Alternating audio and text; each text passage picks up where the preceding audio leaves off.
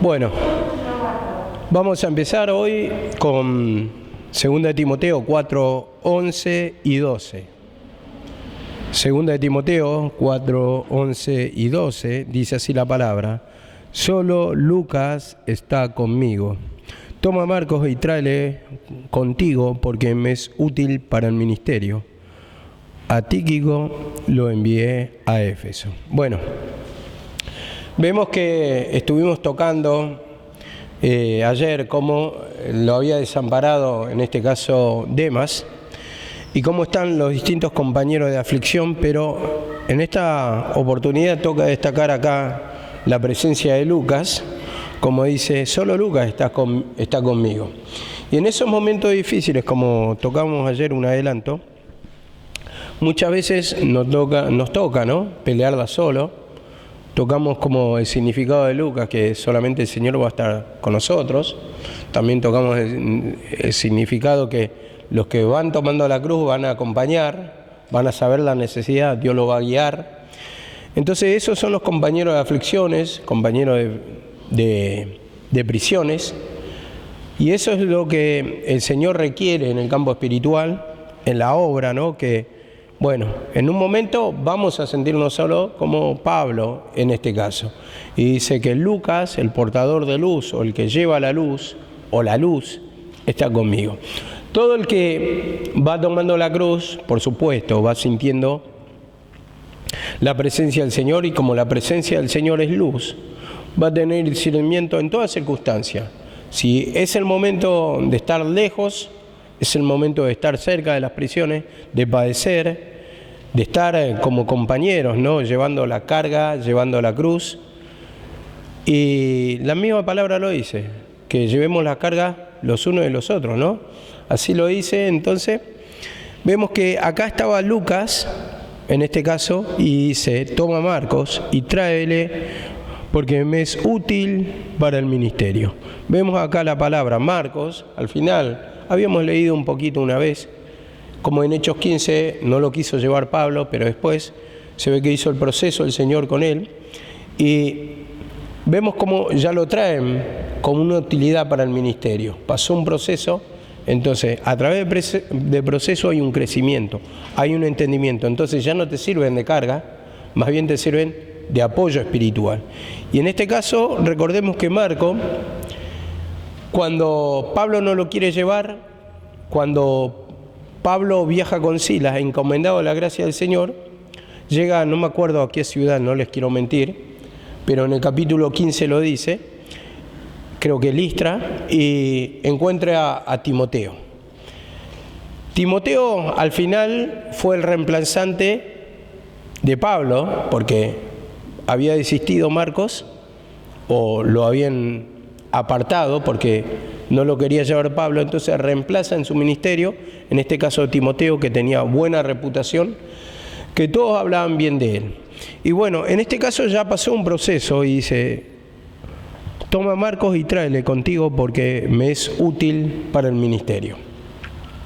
Y dice, a Tíquico lo envié a Éfeso. Vemos, por distintos motivos, uno por abandono como Demas, otro porque abandonan o más bien viajan a otras iglesias, a otros lugares, pero se encontraba solo en este caso Pablo.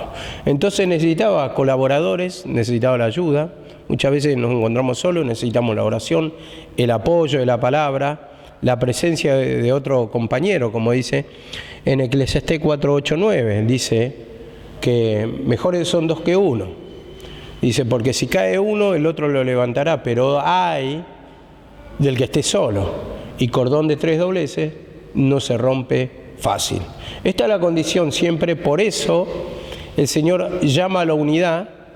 Salmo 133 dice, mira cuán bueno y cuán delicioso es estar los hermanos juntos y en armonía. ¿Por qué? Llama a la unidad. ¿Y por qué crea una iglesia? Porque ahí se va a fortalecer, por más que el enemigo, vemos que si cae uno, otro lo va a levantar. A ver, esto como había visto un documental, como la manada de los lobos. Los lobos por instinto tienen por instinto tienen, que cuando cae uno herido, la manada no lo deja solo. Está alrededor de él cuidándolo. Si tiene que morir, muere, pero no lo dejan solo. Cuando ya está mal herido o ya está muriendo de viejo, está alrededor de la manada. Entonces, ese lobo se siente protegido, se siente tranquilo y se queda en el lugar. Distinto, dicen, ¿no?, por instinto, a los gatos. Los gatos, por instinto, cuando sienten que la muerte está cerca o se sienten enfermos, porque ellos no perciben cuando la muerte está cerca, pero cuando se sienten enfermos, se escapan de la casa o se van a morir a un rincón.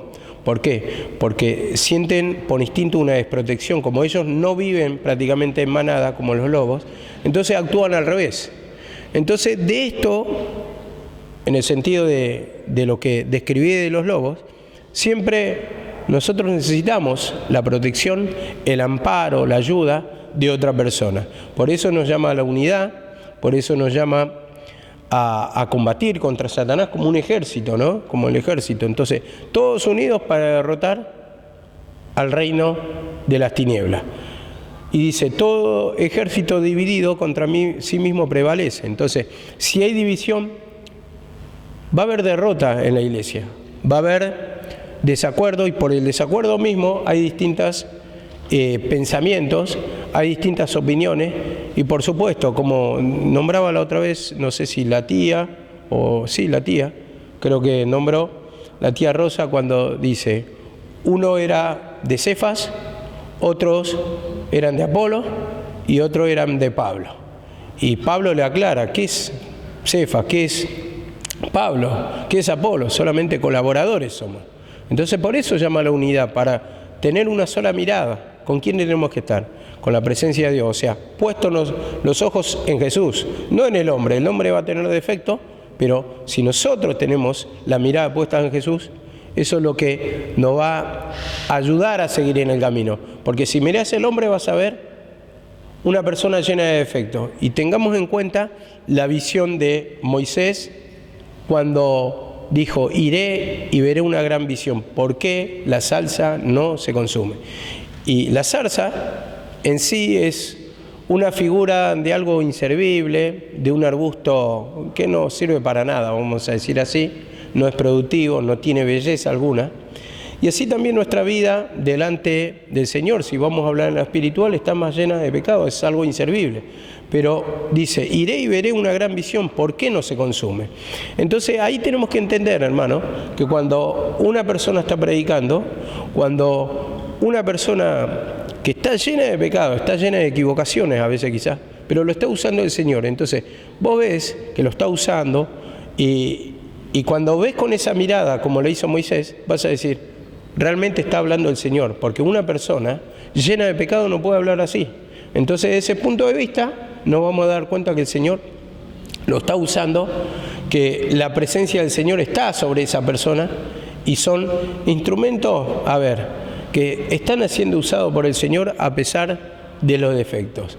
Entonces, cuando nosotros miramos así, vamos a tomar valor a esa palabra, o si no, no lo vamos a ver con crítica, con murmuraciones, pero el Señor quiere que veamos como un instrumento que está en las manos del Señor, y a pesar de los defectos, porque hombre no hay ninguno, y como dice Eclesiastés 7:21, no hay hombre que siempre haga el bien y que nunca peque. Estamos llenos de defectos y nos vamos a equivocar, muchas veces vamos a actuar mal. Guiados por el Señor tal vez no equivoquemos tanto, pero que se va a manifestar el pecado, se va a manifestar, porque se tiene que manifestar porque somos hombres de barro, somos falibles, tenemos la vieja naturaleza. Y entonces, ¿qué se manifiesta? Se manifiesta el pecado, ¿para qué? Para manifestarse después la gloria de Dios, la transformación, y eso tenemos que entender. Dice así la palabra en Colosenses 4:10, Colosenses 4:10, dice así la palabra: Aristarco, compañero de prisión, os envía saludo. También Marcos, el primo de Bernabé, acerca del cual recibiste instrucciones, si va a vosotros recibirle bien. Vemos esta parte, Aristarco, mi compañero de prisión, mi compañero de prisión. Entonces eso es lo que quiere decir de nosotros el Señor. Mi compañero de aflicciones, mi compañero de aflicción. En este caso Aristarco, pero puede ser el nombre de cada uno de nosotros. Cuando vamos tomando la cruz, cuando hay necesidad, cuando vamos afrontando la lucha, estamos también pasando las aflicciones, las cárceles espirituales, pero qué bueno como dice acá, Aristarco, mi compañero de prisión, el que está en los momentos difíciles, el que está en los momentos que tenemos que tomar la cruz, en los momentos de afrontar la lucha, en los momentos de combatir contra Satanás, el compañero de aflicción que tengo es Aristarco. Y en este caso a cada uno de nosotros, que pueda decir el Señor, mi compañero de prisión, el que está a mi lado cuando lo necesito. En esos momentos es que necesita el Señor, no es como a Él lo abandonaron en un momento todos los discípulos y lo dejaron. Uno se aleja muchas veces por la cobardía, por no querer afrontar la lucha, las pruebas, pero bueno, hay compañeros que saben de la necesidad, se quebrantan en espíritu, exponen su vida como la expuso Epafrodito cuando estaba enfermo, expuso su vida, dice, porque él estaba gravemente enfermo, pero lo hizo. Entonces así también, nosotros de la misma manera, tomando la cruz, nos va a quebrantar el corazón, nos va a quebrantar la mente, nos va a quebrantar el espíritu, para que podamos tomar la cruz, porque vamos a ver la necesidad, y aparte porque va a provocar el deseo el Señor. Por eso siempre digo el versículo ese, yo trabajé más que todo, pero no yo, sino Cristo en mí. Él es el que impulsa, Él es el que quebranta nuestro espíritu para ver la necesidad. Entonces sentimos la presencia, sentimos el quebrantamiento, sentimos el impulso, y es lo que nos hace hablar. Jeremías 20:7 dice que él trató de callar cuando tuvo persecución, pero dice, no obstante había un fuego dentro mío, traté de sufrirlo y no pude. Entonces en los momentos difíciles ese fuego es que te va a sostener, te va a ayudar a afrontar la prisión, porque, a ver, digo, cuando uno tiene la presencia del Señor y sabe dónde está la necesidad, va a ir y lo va a quebrantar el espíritu y se va a sentir cómodo aún en la cárcel, cómodo aún en la lucha, porque sabe que está haciendo la voluntad del Señor, porque sabe que ese es su lugar. Pero imagínate, por más que vos no afrontés la lucha, sabiendo que la tenés que afrontar, tu mente no descansa. Tu mente dice traición, tu mente dice abandono, tu mente dice traicionaste al Señor, tenés el mío espíritu de Judas. Entonces ahí nos hace atormentar, por más que no estemos pasando momentos difíciles. Por eso mismo quiere que seamos compañeros de aflicción o compañeros de prisión. Dice así la palabra en 2 Corintios 1:7. 2 Corintios 1:7 dice, y nuestra esperanza respecto de vosotros es firme, pues sabemos que así como sois compañeros en las aflicciones, también lo sois en la consolación. Compañero de aflicciones, pero este compañero de aflicción, ¿qué va a tener? Va a tener consolación. Y entonces así como afrontamos la lucha, también viene la victoria, también viene la liberación. Y el que participa de las aflicciones, nos está diciendo que va a participar de la consolación. Uno que no entra en la lucha, en la prueba, uno que no lucha, no va a participar jamás de la victoria, no va a saborear jamás el gusto de la victoria. ¿Por qué? Porque no está participando. Yo lo llevo a ver, a una figura, por ejemplo. Póngale. En un equipo de fútbol, por ejemplo. Cuando están jugando ya una final, no va a disfrutarlo de la misma forma uno que fue titular en el equipo que uno que nunca entró ni siquiera 5 minutos, que fue suplente, se sentó en el banco. ¿Quién va a disfrutar más? La victoria la va a disfrutar el titular.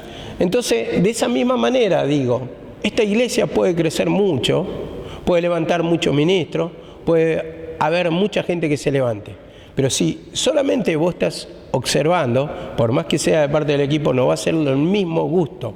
Va a haber victoria también, va a llegar la bendición tal vez a tu vida, pero no va a ser el mismo gusto. Por eso digo, el compañero de la aflicción es el que va a participar de la consolación. Por eso llévenle a ese entendimiento para poder entender que es preciso que entremos en la lucha. Es preciso que entremos en la prueba, porque vamos a padecer por Cristo, porque se va a levantar el enemigo, y ahí en ese momento dice que las armas de nuestra milicia no son carnales, dice, sino poderosas en Dios para destrucción de fortalezas.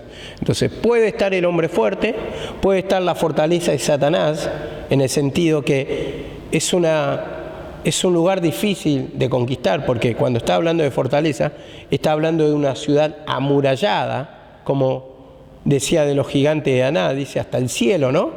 Así parece que difícil de conquistar muchas cosas para nosotros, pero tenemos que justamente entrar en la batalla para tener esa victoria, para pelear. Y bueno, nosotros con las armas que tenemos, en la oración, en la palabra de la cruz, nosotros vamos pidiendo perdón, vamos despojándonos del pecado, vamos quebrantándonos de espíritu, vamos escudriñando las Escrituras, vamos cumpliendo la voluntad del Señor, lo que nos pide, a dónde nos guía, cómo nos da entendimiento, revelación, y eso es lo que nos va a dar la victoria. Dice así la palabra también en Salmos 34, 19 o 17 en adelante, hasta el 19. Salmos 34, dice así la palabra en el 17. Claman los justos y Jehová oye y los libra de todas sus angustias. Vemos, las cárceles son por momentos, eso estamos tocando. Vamos a entrar a la batalla y son por momentos. Claman los justos y Jehová oye. Y vemos que Pablo tuvo diferentes cárceles, hasta que tuvo una cárcel final, ¿no? Pero tuvo diferentes cárceles. Y la última cárcel, según cuenta la historia, él prácticamente pasaba en una casa, no sé si alquilada, como lo cuenta la tradición. La cuestión es que después ahí tuvo la sentencia, pero él podía recibir gente, él seguía predicando el Evangelio, no le impidió, y al final tuvo la muerte, ¿no? La muerte, cortada la cabeza con hacha romana, pero vemos que tuvo esas liberaciones. Al final nosotros, no importa de qué modo, pero vamos a ir todo a la muerte. O sea, va a llegar un día que vamos a dejar esta vida natural o este cuerpo natural que tenemos para estar en la eternidad en la presencia del Señor.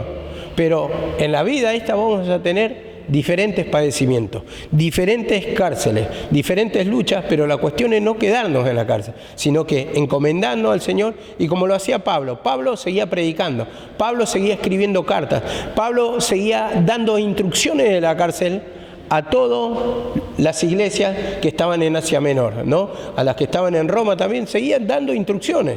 Y así también nosotros, de la misma manera, por más que estemos luchados, por más que haya enfermedades o lo que fuere, ¿no?, que nos luchan, porque todos tenemos conflicto, tenemos que seguir sirviendo al Señor, tenemos que seguir meditando en nuestra condición, tenemos que seguir peleando, tenemos que seguir cumpliendo el servicio, que no nos aparte una raíz de amargura, un enojo, un desacuerdo, una pelea, una contienda, sino que uno tiene que tomar la cruz y tiene que seguir cumpliendo el ministerio, como le dijo Pablo a Timoteo: cumple tu ministerio. Así, por más que uno esté bien, esté mal, esa mañana amaneció mal, tuvo una discusión, tomá la cruz, pedí perdón para cumplir el ministerio, porque esas son prisiones, son cárceles, esas son aflicciones que el cristiano tiene que pasar. Son las persecuciones que se presentan de parte de Satanás, y esas son las armas de Satanás. Pero nuestras armas, como no son carnales, ¿cómo son? No son de Satanás, no son de justicia propia, ¿cómo son? Son de Dios y son poderosas para la destrucción de esa fortaleza satánica, de eso que decís, ¿cuándo voy a vencer el pecado? Bueno, tenés la cruz, y la cruz es poderosa. La cruz tiene poder ahí cuando vos te encomendás al Señor, cuando le presentás, crucificás esa vieja esencia. Entonces, ¿qué pasa? Ahí obtenés la victoria, porque cuando hay muerte del pecado, hay resurrección a nueva vida. Esto tenemos que entender. 18 dice: cercano está Jehová a los quebrantados de corazón y salva a los contritos de espíritu. Y esto siempre, ¿se acuerdan el versículo? El clásico 51:17 de Salmo: el corazón contrito y humillado no lo desprecia el Señor. Eso es lo que quiere, un corazón arrepentido, un corazón quebrado. ¿Pero quebrado de qué? En el sentido compungido también, puede ser, pero también quebrado en el sentido arrepentido de su manera propia, contrito y humillado. Y humillado explicamos un montón de veces, es el que se pone en la mano de otra persona, pone su vida al servicio de otra persona. Y nosotros tenemos que poner nuestra vida al servicio del Señor. Ese es el corazón humillado que entrega todo, ¿no? Porque hacíamos una figura. Cuando una persona se postraba adelante de otro, o se encorvaba, o se humillaba, eso quiere decir lo mismo, estaba prácticamente diciendo: estoy a tu disposición, estoy a tu voluntad, mi vida te encomiendo, está en tus manos mi vida. Entonces, así también con el Señor de la misma manera, en las manos del Señor, entregado totalmente, por más que muchas cosas no queramos renunciar, no queremos pedir perdón: Señor, perdóname solamente, te entrego mi vida, haz lo que quiera de mi vida. Entonces ese es el corazón humillado, y este es el que va a ser, o el que va a obtener la bendición. Dice que está cerca el Señor, o está al lado, o está con Él. Y dice así la palabra: muchas son las aflicciones del justo, pero de todas ellas lo librará Jehová. Muchas, y muchas son las cárceles, muchos son los padecimientos, muchas son las luchas, muchas son las pruebas. Pero, ¿qué hace el Señor? Libra, porque está atento el Señor al clamor de los justos. Y justo no es el que tiene pecado, sino el que se va humillando, lo va justificando el Señor, porque va declarando su pecado, porque se va limpiando, va pidiendo perdón, va reconociendo. Entonces va a oír este clamor, el que va reconociendo, el que no mezquina el pecado. A eso también quiero ir, porque pecados tenemos todos, pero la cuestión es no mezquinar. El Señor te va alumbrando y te va dando discernimiento de un pecado, y vos te arrepentís, pero para no hacerlo, para no repetirlo, para no reincidir. Señor, cambiame hasta que ya no desee más ese pecado, y vas a tener diferentes luchas, diferentes pruebas. La cosa es no quedarte con la mezquindad de pecado, porque cuando ya te quedás con la mezquindad de pecado, por más que pedís perdón, ya no sos justo, o no te cuenta por justo, porque vos ya lo querés hacer adrede, atropellás tu conciencia. Pero cuando pedís perdón para que te limpie, para que te cambie el pensamiento, ya entrás o perteneces a una persona que es justificada por el Señor. Y entonces ese clamor va a escuchar, y ahí te va a dar la victoria. Y dice así la palabra en 1 Corintios 10:13. 1 Corintios 10:13 dice así la palabra: no os ha sobrevenido ninguna tentación que no sea humana, pero fiel es Dios, que no os dejará ser tentados más de lo que podéis resistir, sino que también, juntamente con la tentación, da la salida para que podáis soportar. Da la salida, y siempre hay salida. Siempre hay salida. ¿Para qué? Para que podamos soportar. Entonces, sabe el Señor nuestra medida. Sabe que podemos, y nos entrega la tentación o a la lucha. Nos da la herramienta, nos da el conocimiento, nos da la palabra, para que tengamos fe en ella, para que tengamos confianza en ella, para que nos fortalezca en un momento que queremos desistir. ¿Qué te quebranta? La palabra, ¿no? Cuando te querés ir del lugar, de la presencia del Señor, ¿qué te quebranta? ¿Te quebranta la palabra? Eso quiere decir la fe de la palabra. Trabaja el Espíritu Santo con la palabra. El Espíritu de Dios se movía sobre la faz de las aguas. Entonces utiliza la palabra. Eso es lo que nos hace retornar, los que nos mantienen en el camino, los que nos da fuerza para seguir. ¿Qué te va a atajar si no hay ninguna ley, ni una acusación, ninguna condena, ninguna palabra que te retenga? Entonces esos son los lazos del Señor. Ese es el poder del Señor. Esa es la cuerda humana, con cuerda de amor los atrajo, con cuerdas humanas, algo así, que dice no seas. Entonces dice así la palabra: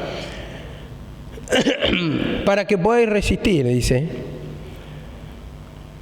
si no quedará también juntamente con la tentación la salida. Entonces, en un momento, el Señor, cuando pasamos la prueba, cuando nos humillamos, cuando confesamos nuestro pecado, entonces se va a debilitar, ¿qué? La vieja esencia, y se va a fortalecer el hombre interior, porque vos lo alimentás con palabras y con la oración te estás despojando de pecado. Y ahí se cumple el versículo en cuanto a la pasada manera de vivir: despojaos del viejo hombre, despojaos del viejo hombre, que está acostumbrado o viciado con los deseos engañosos. ¿Engañoso por qué? Porque muestra como que vas a obtener la felicidad, pero solamente te espera destrucción. ¿Y cuántas veces decimos cuando queremos desistir? Bueno, me voy, me voy a hacer duro, me voy a aguantar. Yo sé que no me va a ir bien, pero hay un engaño como si fuera que no te va a ir mal del todo, que el sufrimiento es muy menor, que simplemente vas a decir, bueno, me voy a endurecer y voy a estar ahí, que vas a estar vacío de la presencia, sí, pero bueno, vas a hacer tu vida. Pero eso es una equivocación, porque vas a estar vacío de la presencia, pero también por el otro lado va a haber dolor, va a haber tormento, va a haber desesperación, va a haber espíritu de muerte, suicidio, muchas cosas que entran en lo que es la paga del pecado. No simplemente que, bueno, estoy duro y hago mi vida alejada de Dios, sino ese vacío espiritual te va a llevar a una locura, a una desesperación, a un espíritu de muerte, al desear terminar tu vida ya de alguna manera, porque ese es el tormento. Esa es la separación de Dios. Y esto nos advierte la palabra, pero dice, juntamente con la tentación da la salida para que la podáis soportar. Entonces siempre esa salida es la cruz, porque con la cruz matá eso que domina tu pensamiento, ¿sí? Perdóname, rebeldía, enojo, venganza, odio, todo lo que representa el pecado. Entonces esa es la salida de la cruz. Nosotros pedimos perdón y en sí vamos venciendo, vamos soportando las aflicciones. Dice en 4:13 dice así la palabra: trae cuando vengas el capote que dejé en Troas, en casa de Carpo, y los libros, mayormente los pergaminos. Vemos, trae cuando vengas, le dice a Timoteo. El capote, la capa, o sea, la capa era para cubrirse, o sea, corporalmente. Esto vamos a hablarlo en lo natural. Había una capa para, dice, porque le dice, procura venir antes del invierno. Entonces necesitaba el capote para cubrir su cuerpo, ¿no? Yo lo tomo también que tenía necesidades físicas. Y están las necesidades físicas que el Señor tiene que suplir. Y en este caso le pide el capote. Algunos tienen otra necesidad, no de vestimenta, sino necesidad de dinero o necesidad de otras cosas que el Señor se acuerda y envía por un instrumento. Este es el capote, ¿no? El capote o la capa, en otro lado representa en el Evangelio también la protección de Dios. La protección de Dios, pero yo los quiero tomar acá como algo natural. Pero se puede tomar también en el sentido espiritual de la presencia del Señor, porque siempre la palabra, cuando repite una y dice otra cosa, está repitiendo simplemente en las dos partes, está hablando de una misma cosa. Eso como cuando dice, el que cree en Jesús y es bautizado será salvo. Y está hablando de las dos de la misma cosa. Creer y ser bautizado, como dice en la palabra. Todos en su muerte fuimos bautizados con Él. Entonces está hablando de salvación simplemente. Lo repite doblemente, simplemente. Y también en ese sentido se podría tocar esto. Yo lo llevé acá en el sentido de lo natural, porque muchas veces precisamos esa protección natural. En este caso, las prisiones eran húmedas, eran frías y necesitaban también esa protección o esa cobertura de abrigo. A ver, y dice acá la palabra, dice, cuando vengas trae el capote que dejé en Troas, en casa de Carpo, y los libros, mayormente los pergaminos. Esto es lo que dice acá, los libros, mayormente los pergaminos. Pero vemos cómo, a pesar de que estaba en la cárcel, ¿qué estaba reclamando? Los libros y los pergaminos. Entonces yo entendía acá que siempre la palabra tiene que estar en la mente del cristiano. Muchos cuando están luchados ya no quieren leer, está vacía su mente, le dan renazuel, andan enojados por la vida, no quieren escuchar más la palabra, parece que pierde todo sentido el camino del Señor. pero está muy lejos de la decisión o el pedido de Pablo. Pablo entendía que era su vida la palabra y que tenía que estar la palabra al lado de él hasta la muerte, la cual estaba próxima, hasta la muerte. Él tenía que morir con la palabra, tenía que morir con la presencia del Señor. Y esto es lo que mayormente lo puedo comparar con el ministerio de mi mamá. Mi mamá luchó hasta lo último y cuando sabía que ya era su hora, cuando dijo, yo me voy a morir, eso le dijo a una persona, entonces llévenme a la clínica. Sabía que ya estaba cerca su partida. Entonces, ¿qué pasa? Entiendo yo que luchó hasta lo último para quedarse en la casa por más dolores que ella no quería. Cuando sabía que era lucha, ella batallaba. Entonces, se apegaba a la palabra, se apegaba a la oración y esa era su vida prácticamente. Hasta que entendió que ya estaba al final y bueno, ahí tomó una decisión. Y así también la vida de Pablo de la misma manera se fue cumpliendo en el sentido de que se apegó a los pergaminos y se apegó a los libros. Y dice en Job, dice así la palabra, 23:12, del mandamiento de sus labios no me he apartado, dice, no me he apartado, he atesorado las palabras de su boca más que mi comida. He atesorado, he guardado, he atesorado las palabras de su boca más que mi comida. Entonces yo comparaba acá, en este sentido que vemos que cuando una persona siente la presencia del Señor, ¿a qué le da más valor? ¿A lo material o a lo espiritual? ¿A los intereses propios o a lo espiritual?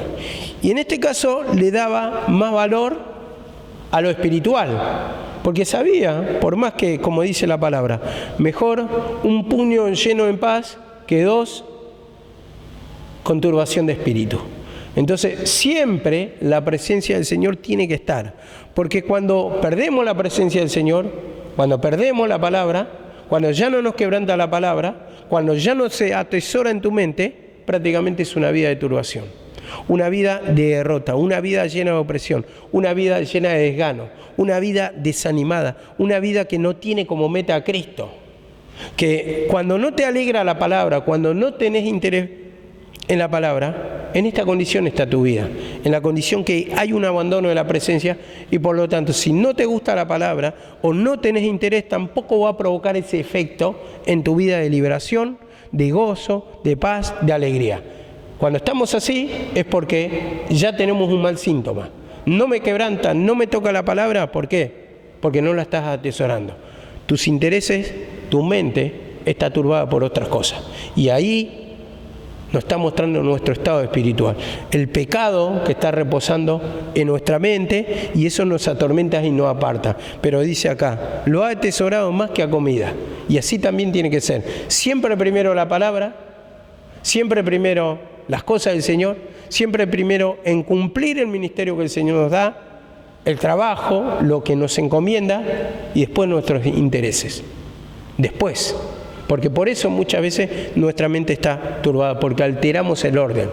Los intereses propios traen turbación y después decir, ¿cómo ando mal? Está vacía mi mente, está vacía mi cabeza, no sé qué predicar, no me toca nada, estoy endurecido. Y ahí tenemos que ver, ¿estamos atesorando la palabra? Porque si vos atesorás la palabra, por más que te vaya a comprar, la palabra te va siguiendo. Su presencia se va siguiendo. La bendición te va siguiendo. Salmo 23:7 dice, tu bien y tu misericordia me seguirán todos los días de mi vida. Y como la bendición está por la palabra, por la presencia del Señor, te sigue. ¿Dónde está? En el trabajo, en el camino. Como decía, cuando te levantes, dice, al acostarte y por el camino tiene que estar la palabra. Y cuando está la palabra va a estar la presencia del Señor, porque usa la palabra del Señor. Entonces eso te va a dar reposo, eso te va a dar conocimiento, eso te va a abrir la mente y eso te va a llenar de paz. Dice así Jeremías 15:16, Jeremías 15:16, dice así, cuando se presentaban tus palabras, yo las comía, tus palabras eran para mí el gozo y la alegría de mi corazón. Hasta ahí vamos a leer. Tu palabra, dice, cuando se presentaban tus palabras, yo las comía. Yo las comía. Entonces, como le dijo a Ezequiel, abre tu boca y come este rollo. Eso dice la palabra. Entonces, a los corintios le dice, ensanchaos vuestro corazón. Creo que a los corintios le dice, ensanchaos vuestro corazón. Entonces, abrirse. Y abrirse significa tomar la palabra, creer en la palabra, humillarse para poder comer de esta palabra que nos da vida, que nos transforma. Dice, yo las comía, tus palabras eran para mí el gozo y la alegría de mi corazón. Y eso es lo que provoca la palabra. Gozo y paz, gozo y alegría.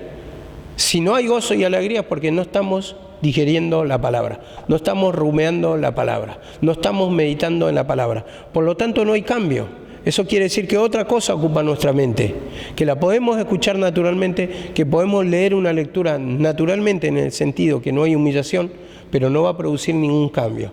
Cuando la palabra empieza a entrar en nuestro estómago espiritual o en nuestra mente, lo que produce es un cambio de estado. En este caso, el gozo, dice, y la alegría. Eran el gozo y la alegría de mi corazón. Entonces ahí meditemos cómo estamos. Si hay gozo, si hay paz, si hay alegría. Porque eso habla mucho si estamos comiendo la palabra. Porque si su palabra es vida y espíritu, te tiene que transformar. Es vida y poder. Es transformación, es vida, gozo, paz, alegría. Eso habla de vida. Una vida nueva. Que ya no estamos muertos en delito y pecado. Y paz. Por consecuencia, te trae el descanso en tu alma. Y dice así, Hechos 14, 22. Hechos 14, 22.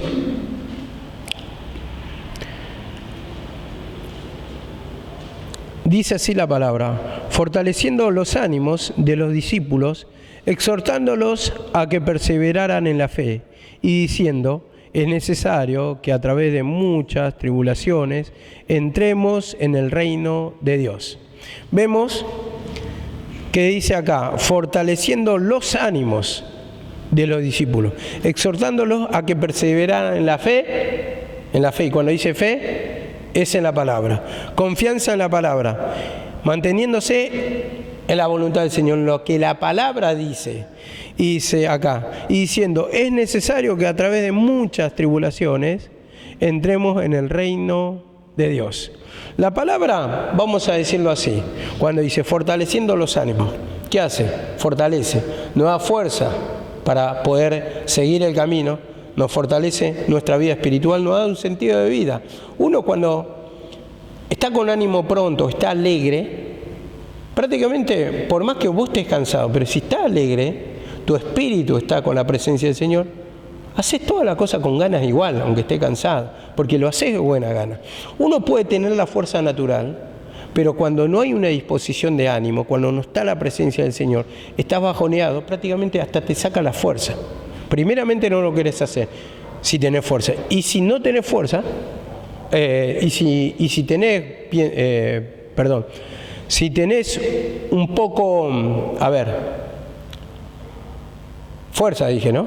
Bueno, si tenés fuerza, no lo querés hacer. Pero hay momentos hasta que la fuerza nos saca. Porque no hay un quebrantamiento, no hay un fortalecimiento de ánimo porque no está la palabra, no está nuestro alimento y estamos débiles. Y ahí es cuando tenemos que declarar el pecado. Mientras callé, se envejecieron mis huesos. O sea, cuando está diciendo eso, se está debilitando nuestro hombre interior, la misma presencia de Cristo. Entonces, ¿qué pasa ahí? Cuando dice, mientras callé, mientras no confesamos el pecado, nos vamos debilitando. Mientras no confesamos nuestro estado espiritual, nos vamos debilitando. Y no quiere decir muchas veces que mezquinamos el pecado, en el sentido de que estamos pecando sobre algo. Por ejemplo, sobre pasiones. Por ejemplo, sobre venganza, sobre odio. Tal vez es simplemente una lucha, viene el conflicto, pero vos no le confesás lo que está pasando, no estás reconociendo tu debilidad. Tal vez te sentís desanimado y no sabes por qué. Sentí un desgano y no sabes por qué. Sentí desaliento y no sabes por qué. Pero eso es lo que tenés que confesar justamente para que el Señor te fortalezca. Te alumbra el entendimiento por la palabra, vos te vas humillando, te libertás de ese espíritu y eso es lo que te hace seguir adelante, batallando, batallando y batallando. Y dice así la palabra, 1 de Pedro 2:2. 1 de Pedro 2:2 dice así la palabra, desead como niños recién nacidos la leche espiritual no adulterada, creo que dice en la versión de Reina Valera. Acá tengo la leche pura de la palabra, para que por ella crezcáis para salvación. Entonces cuando dicen, desean como niños recién nacidos, o sea, como bebé, el bebé desea la leche de la teta de la madre, ¿no? Desea, pide, llora. Entonces está pidiendo y desea. Lo único que desea el niño es la leche cuando nace. Es lo único, la protección está ahí, pero cuando llora, está llorando porque tiene hambre. Entonces pide la leche, tiene un deseo.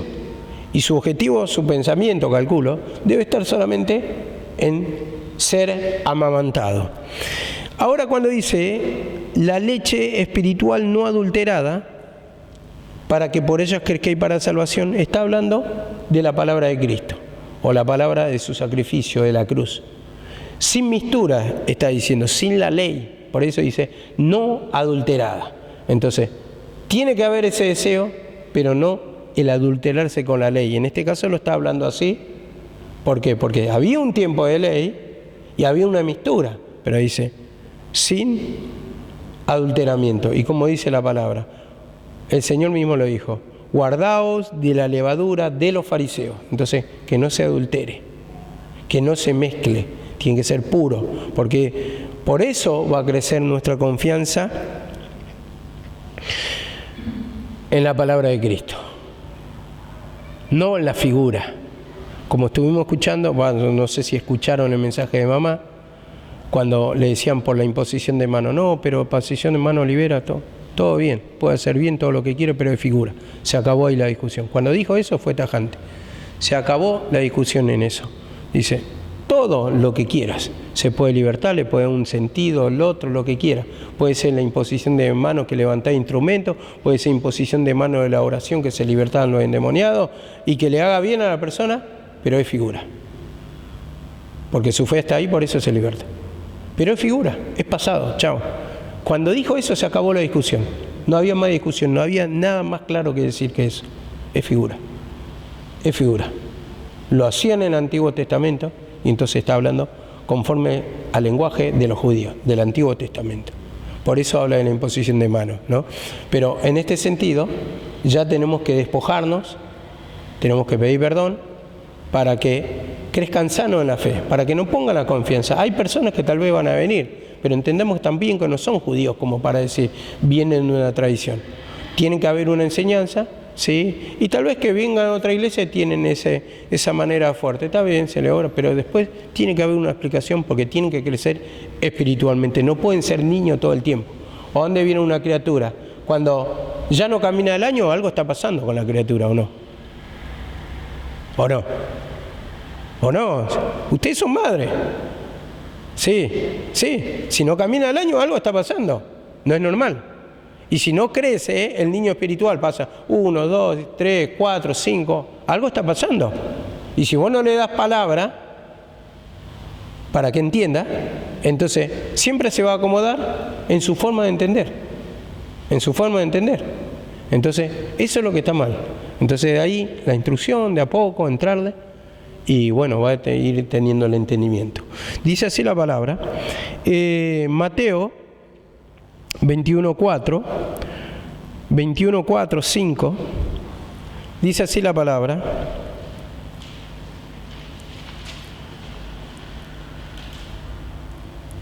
No, vamos a pasar directamente a Apocalipsis 10:9, porque si no, no me alcanza el tiempo.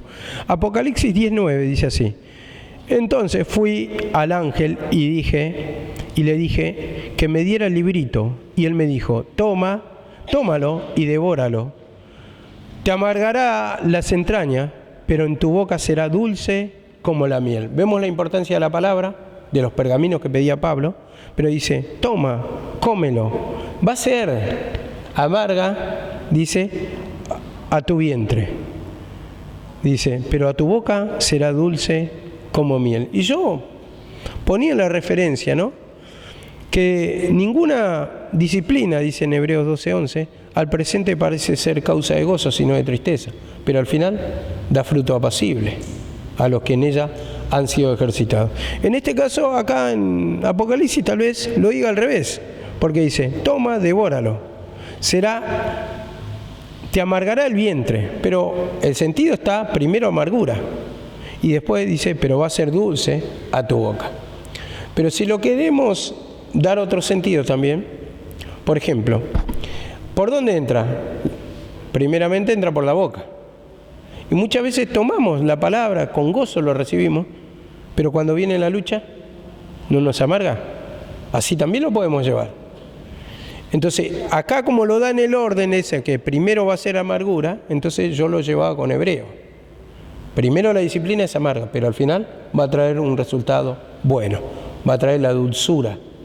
Vamos a poder disfrutar de la presencia del Señor. Miqueas 2:7 dice finalmente, Miqueas 2:7 dice así la palabra, no se dice, oh casa de Jacob, ¿es impaciente el Espíritu del Señor? ¿Son estas sus obras? ¿No hace bien mis palabras al que camina rectamente? Y esta es la parte que vamos a destacar. ¿No hace bien mis palabras al que camina rectamente? Yo entendía que acá la cuestión es cumplir lo que manda para que seamos bendecidos. Y te va a hacer bien. Si vos vas tomando la cruz, no vas mezquinando el pecado, vas confesando, entonces vas dando la rectitud en lo que el Señor requiere. Porque vos te vas despojando de pecado. Porque vos querés cumplir la voluntad del Señor. Porque vos querés ser transformado. Entonces eso va a ser para bendición. Te va a traer bendición. La paga del pecado es muerte, mas la paga de Dios es vida y paz. Amén. Y bueno, simplemente voy a decirlo esto de Mateo hoy, cuando le dijimos. Mateo 21, 4, 5 y 6. El Señor le dijo, hijito, ¿tenéis algo de comer? ¿Ellos qué dijeron? No. La cuestión es reconocer. No, no tenemos.